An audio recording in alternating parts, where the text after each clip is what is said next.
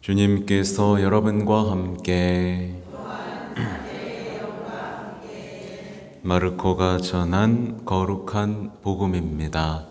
주님 영광 받으소서.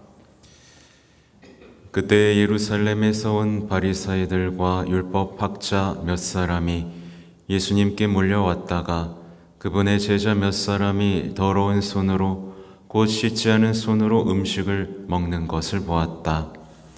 본디 바리사이뿐만 아니라 모든 유다인은 조상들의 전통을 지켜 한 움큼의 물로 손을 씻지 않고서는 음식을 먹지 않으며 장터에서 돌아온 뒤에 몸을 씻지 않고서는 음식을 먹지 않는다.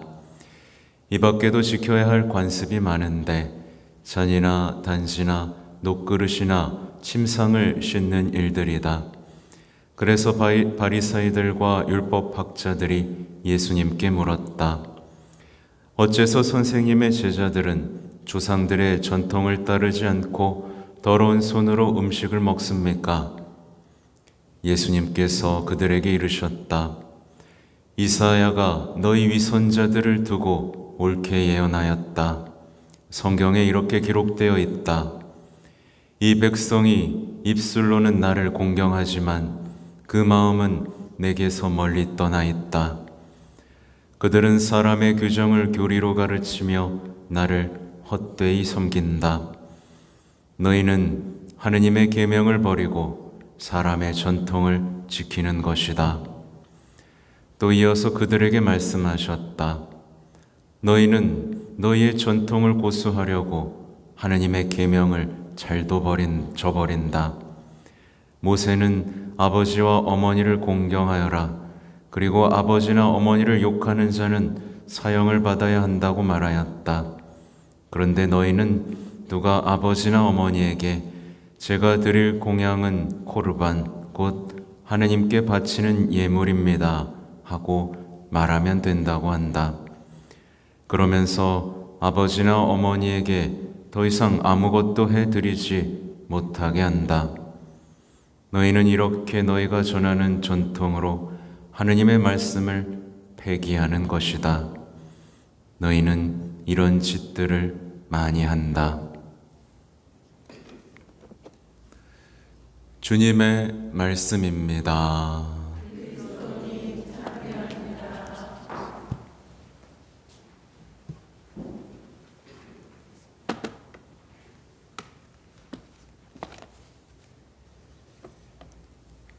참 예수님,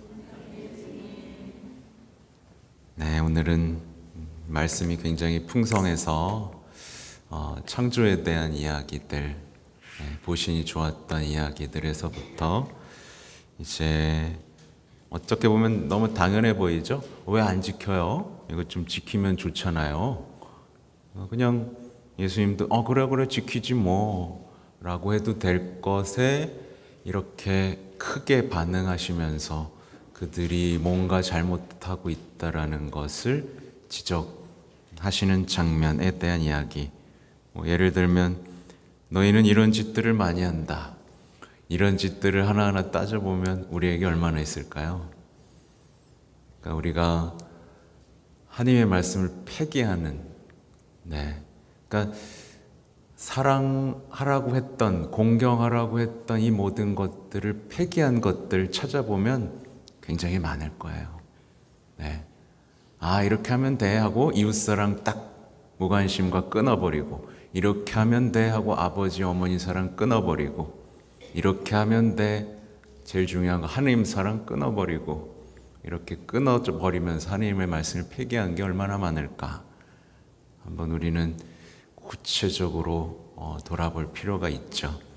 아무튼 오늘 준비한 건 이제 루르드의 복되신 동정 마리아, 우리 성모님과 관련된 기도문들, 또 이야기들로 강론을 준비했습니다.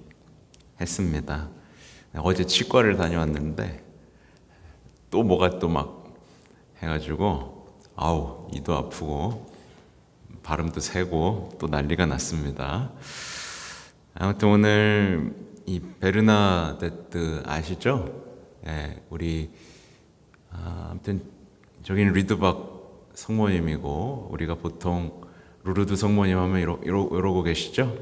이러고 계시고, 발에는 이제 황금 장미가 이렇게 장식되어 있어요. 그래서 이 리드박, 여기 또 루르드, 또 여기 파티마, 또 뭐 다양한 성모님의 모습들이 있다라는 거 보면서, 아무튼 이 베르나데뜨가 감사 기도를 바쳤는데, 이게 언제 바친 건지 모르겠는데 아마 수년임이 되고 나서 바치셨던 것 같은데, 보면서 이게 감사 기도구나라는 것을 알게 됐습니다. 이미 보신 분도 있겠죠?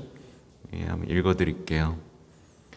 부모님이 가난했던 것, 집에서 무엇 하나 잘 풀려나가지 않았던 것, 제 분소가 망한 것, 제가 아이들을 돌보고 양떼를 지키지 않으면 안 됐던 것, 예수님 감사드립니다.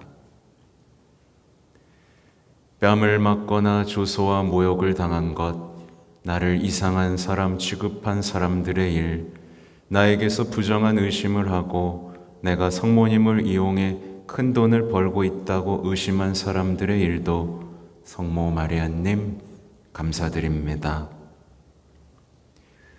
성모 마리아님, 성모님을 봤다는 이유로 마국간에 갇혀 있었던 일, 사람들이 이 여자가 바로 그 베르나데뜨인가? 라고 말할 정도로 보잘것없고 빈약한 자신과 마치 희귀한 동물처럼 보여지는 인간인 것에 대해 하느님 감사드립니다.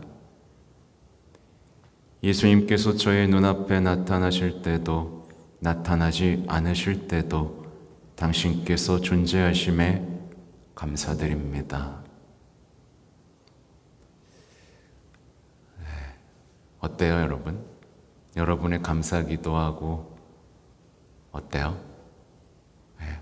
우리 뭐 잘되게 해주셔서 감사합니다. 또 주세요. 복권이 당첨되게 해주셔서 감사드립니다. 우리 집 이사할 수 있게 해주셔서 감사드립니다. 근데 베르나데뜨는 안 된 거, 못 받은 거, 모욕당한 거 감사드립니다 라고 기도하고 있죠.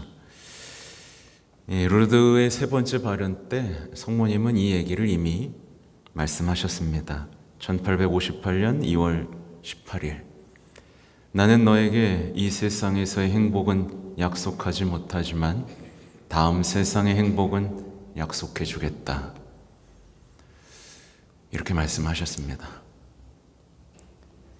그리고 이제 6번째와 13번째 발현 중에는 이런 말씀을 하셨죠.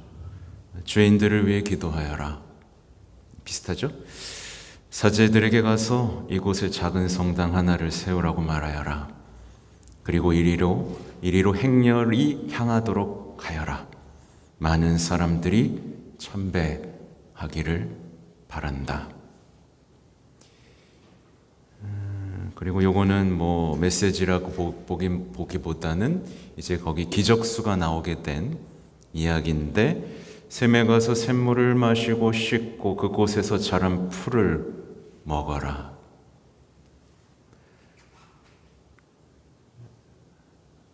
이것 때문에 더 기괴한 일이 벌어졌죠.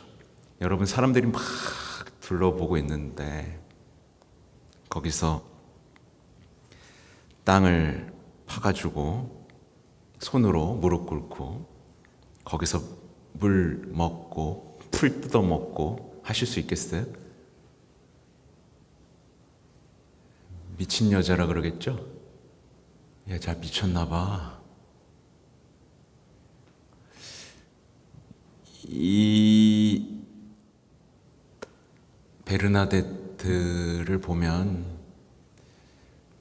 우리가 기대하는 것과는 전혀 다른 이야기들이 펼쳐지고 있다는 것을 우리는 알 수 있습니다. 아마 이런 얘기 요즘에 하면 다 도망갈래나? 성모님의 발현을 목격했고 성모님의 메시지를 전달했고 성모님이 발현하신 동안 탈원 상태에 빠졌고 거기서 기적들이 많이 일어났는데 베르나데뜨는 어떻게 됐죠? 행복해졌나요? 협박당하고 조롱당하고 더 쓸모없는 사람처럼 살아야만 했습니다.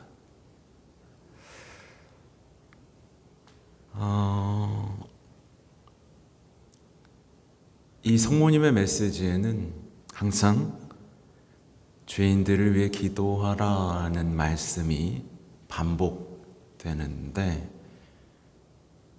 우리는 자꾸 죄인들을 비난하고 심판하고 단죄하는 삶에 끌리죠.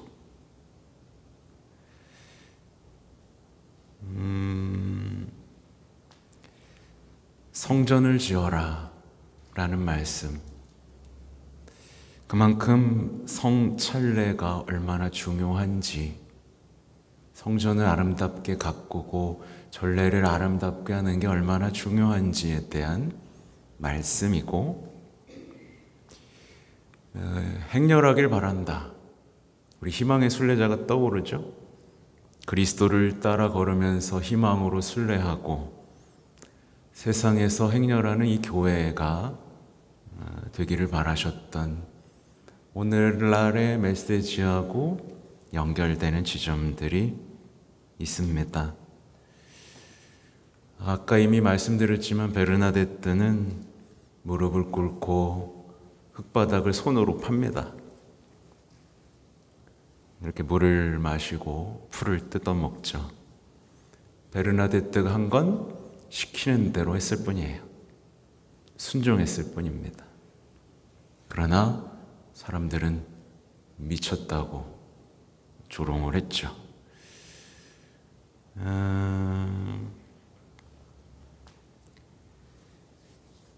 사실 이게 계속 모아온 자료들이 되게 많더라고요. 모아온 자료가 너무 많아가지고 오늘 강론을 뭘 할까 고민이 들 정도로, 사실 세계 병자의 날 담화문만 보더라도 이 요한 바울 2세 교황님 때부터 베네딕토 16세 교황님을 이어서 또 프란치스코 교황님까지, 이게 사실은 구원에 이르는 고통이라는 문헌에 근거한 이야기들이거든요.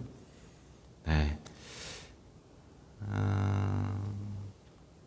아무튼 베르나데따가요, 어떻게 보면 우리가 볼 때 뭐 별로 한 거 없죠, 그죠? 인간적으로 뭐 성취를 낸 게 있나요? 그냥 너무나 보잘것없고 가난했고 그랬는데 그 마음이 깨끗한 한 소녀가 한 보잘것없는 일을 통해 지금 하나님이 무슨 일을 하고 계시는지 여러분은 다 아실 겁니다. 마찬가지예요. 교회는요, 강해지는 것으로 세상을 바꾸지 않습니다. 더 보잘것없어지고 모욕당하고 조롱당하는 것으로 세상을 바꿉니다.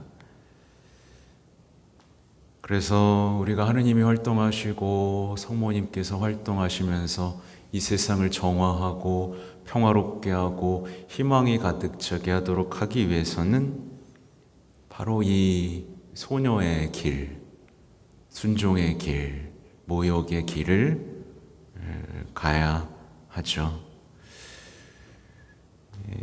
이 베르나데뜨 보면은 저도 오래전에 적어놓은 것들이라서 생각이 아주 막 생생하게 나진 않는데, 원래 감옥에서 살았다 그러죠. 그 감옥이었던 곳을 집으로 개조한 곳에 살았다고 하고, 글도 읽을 줄 몰랐고 교리도 몰랐고 건강하지도 못했고 어렵고, 나중엔 수녀원 가서도 별로 눈에 띄지 않고 늘 조롱받았다고 합니다.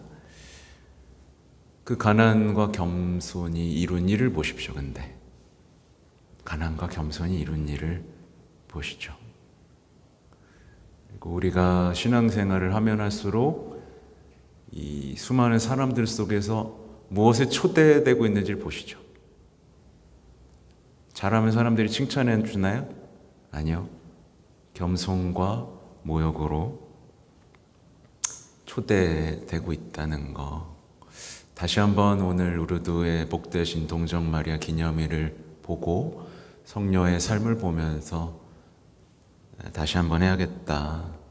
다시 한번 내 신앙에 대해서, 사실 오늘 미사 나오기 전에 또 내일 강론을 쓰다 나왔는데 내일 것도 약간 연결이 될 거예요. 아무튼 다시 이제 우리의 병과 고통으로 잠깐 주제를 다시 돌려보면, 우리 예수님의 어머니인 성모님은 뭐로부터 보호를 받으셨죠? 죄로부터, 원죄로부터 보호를 받으셨어요. 그런데 고통으로부터 보호 받으셨습니까? 아니죠. 슬픔으로부터 보호 받으셨어요? 아니죠. 여기서 우리가 우리 삶의 고통에 대해서 이해할 수 있는 힌트를 얻어야 됩니다. 성모님은 고통의 신비 속에서 뭐가 되셨죠? 희망의 어머니가 되십니다. 그래서 우리는 왜 주님 저를 고통스럽게 하시나요? 라고 말하는 걸 좀 멈추고, 과연 나는 예수님과 닮은 고통을 향해 가고 있는지, 그 고통 속에서 희망을, 사랑을, 또 만남을 살아가고 있는지 볼 필요가 있죠. 또 성모님을 사랑했던 사람들의 삶도 볼까요? 다 한결같이 고통으로부터 보호받았던, 오히려 고통을 선물 받았죠. 오상을 받든지. 그렇죠? 그래서 우리는 과연 내 삶에서 고통과 구원을 연결할 수 있는지 한번 볼 필요가 있습니다. 항상 고통만 생각하라는 건 아니에요. 오늘 특별히 고통의 신비에 대해서, 우리에게 인생에는 환희도 있고 빛도 있고 영광도 있지만 고통의 신비에 대해 생각해 보자는 거예요. 그래서 예수님을 보면, 예수님은 일생을 순례하셨는데 이제 구원을 향해 계속 나아가시죠. 근데 구원을 향해 나아가시는데 사실은 십자가를 향해 나아가고 계셨죠. 고통을 향해 나아가고 계셨던 겁니다. 과연 우리의 인생은 이것과 닮아가는지 봐야겠죠. 우리에 대한 사랑으로 구원에 이르는 고통을 향해 피땀을 흘리며 나아갔던 예수님의 생애. 그래서 만약에 어떤 사람이 정말 막 가슴이 찢어질 듯한 고통 속에서 십자가 앞에 무릎을 꿇었다고 생각해 보세요. 그리고 그 옆에 칼에 찔린 성심을 보고 있다고 생각해 보세요. 항의할 수 있을까요? 어렵겠죠.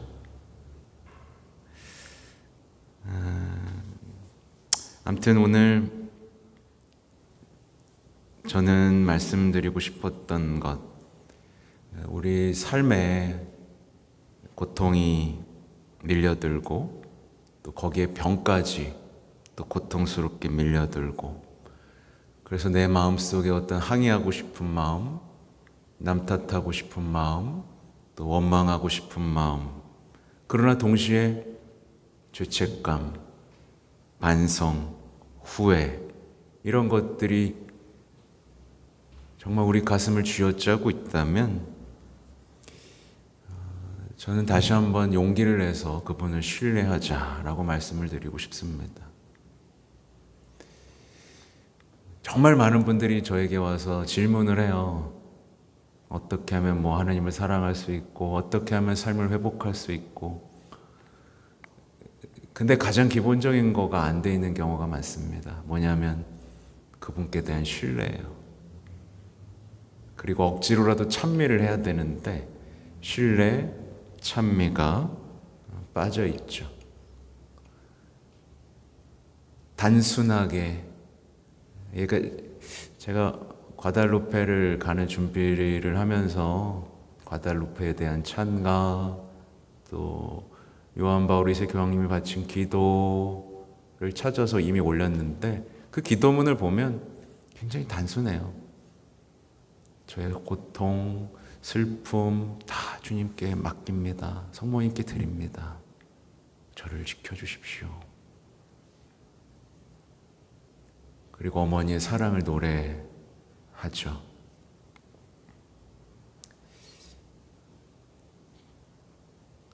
아무튼 이런 얘기도 있습니다. 이 후안 디에고가 친척의 병을 낫게 해달라고 했는데 이렇게 말씀하시더라고요. 그 병이나 다른 어떤 불행에 대해서도 걱정하지 말아라. 내 어머니는 내가 여기 내 곁에 있지 않느냐? 너는 내 그늘 아래 보호받고 있지 않느냐? 내가 너를 안전하게 지켜주고 있지 않느냐? 여기서 가장 우리에게 요구되는 건 신뢰가 아닐까 생각이 됩니다. 아무튼 부디 여러분도 오늘의 이야기, 아름다운 이 신앙의 이야기를 보면서 피상적인 어떤 바로 만족을 주고 위로를 주는 어떤 것들에서 눈을 잠시 떼고 깊숙이 우리 삶, 인생, 고통, 병에 대해서 이야기하고 있는 오늘의 이야기로 여러분의 신앙을 다시 한번 정화하는 오늘이 되면 좋겠습니다. 아멘.